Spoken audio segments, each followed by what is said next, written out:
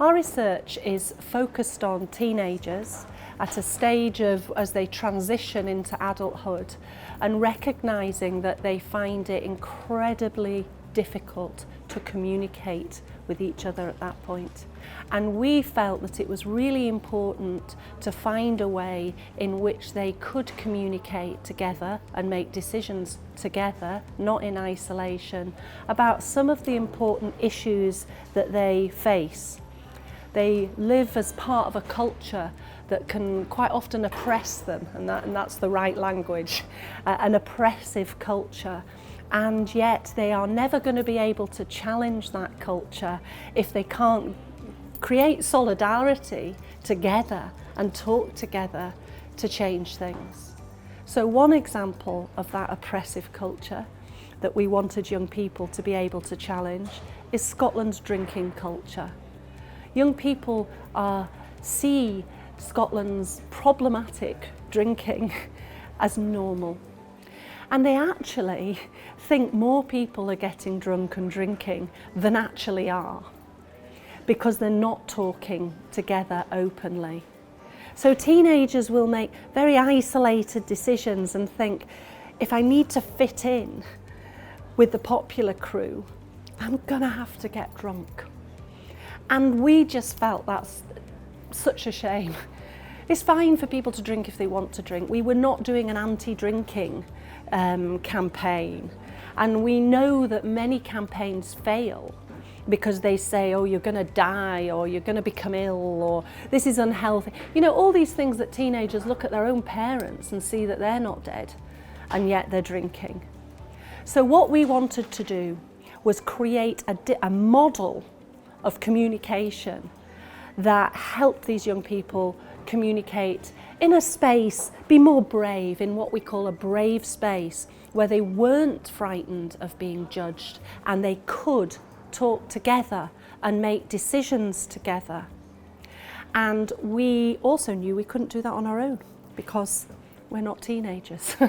So it was very, very important that this wasn't something that was designed by adults and imposed on teenagers.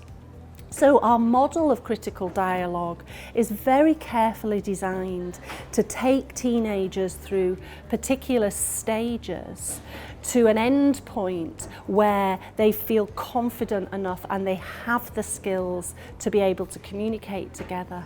And not only to communicate together, but to work together to create an experience for their peers whereby they can also enter this brave space and they can also make more informed decisions. We worked first of all with teenagers in Scotland, and we this really is not pretending that we co-produce something. This really was the teenagers having absolute power and saying, that's not going to work, that's not going to work, when we made our suggestions.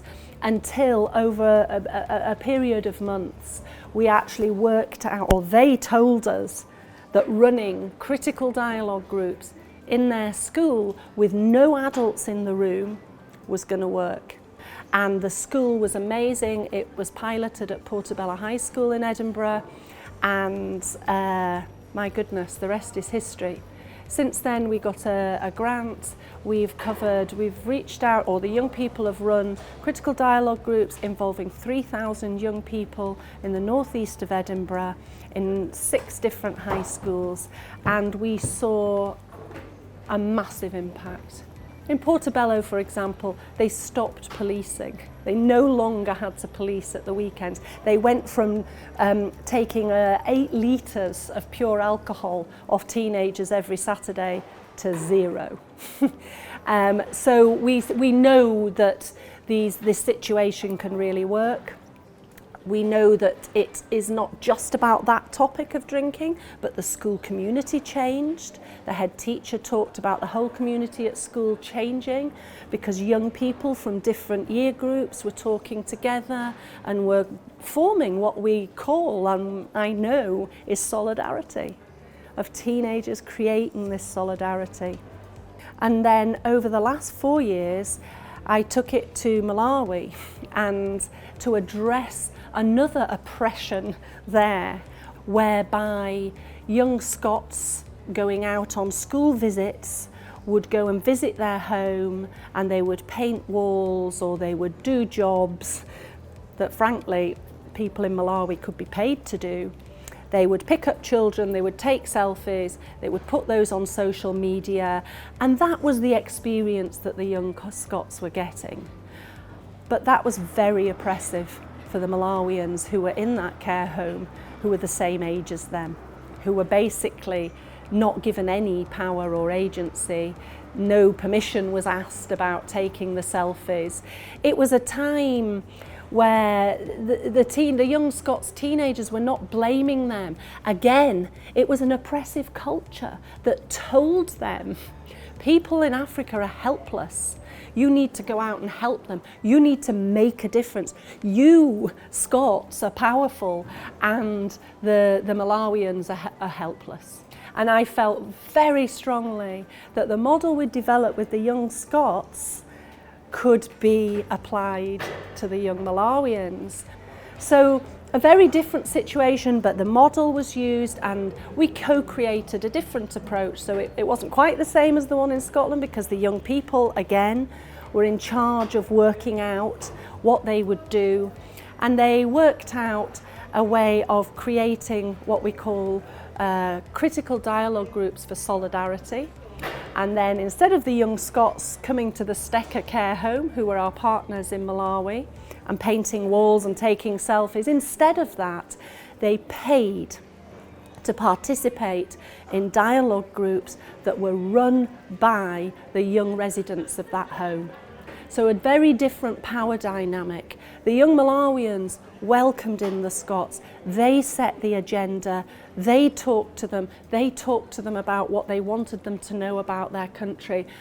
And literally the results were absolutely mind-blowing. Mind-blowing. The difference, not just to the young Malawians once they got that power, but to the young Scots. The research, I mean, I feel emotional about it, because the research, when I did the research into the impact on the young Scots, was astonishing. They were writing, "This has changed my life. I've learned about how to take control of my own life, my own challenges." Those young people in Malawi are so resilient. They're facing a much more difficult situation in their lives than I am, and I've learnt from them. And that was really significant, I think. We created a model of critical dialogue that enables young people to talk about a particular issue, to challenge an oppressive culture, an aspect of the culture that they're living in. But once they've done it, once they realise how profound it is to have proper conversations and be brave, then they can do it in all other aspects of their life. And I think that's what's incredibly rewarding as a researcher, to have been able to create something that young people have been able to take and run with and have found really life-changing.